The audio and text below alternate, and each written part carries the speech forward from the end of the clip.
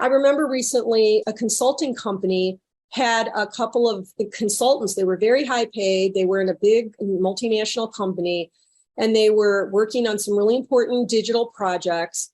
And they were so hostile to each other that the client called the consulting company and said, you got to do something about your two consultants because they are just really hostile. And it's hard for us to get help from them because of that.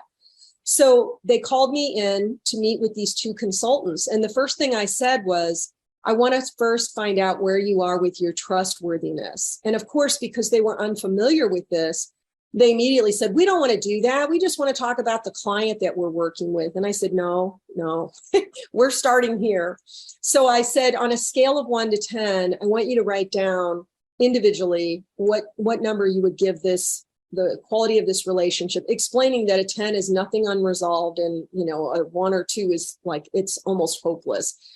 And one of them gave the relationship a 1 and the other one gave it a 2. And I said to them, it's like you're driving down the highway in a car that's on fire and you would prefer to ignore that. That's what people do until they decide to create the safe place of really paying attention to the trustworthiness before it gets down to a 1 or a 2.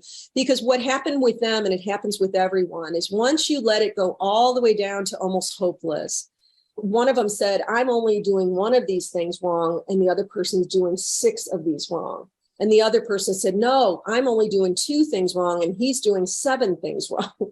So we really expand our own virtues, and we also expand the faults of other people. And we really go heavy duty into blaming when we've allowed our trust to go down from a 9 to a 7 to a 4 to a 1. So it's really an important way to really keep that trust high and to learn all the tools to know how to fix what's broken and to learn how to pace yourself that you build it up as quickly as you can, but within reason.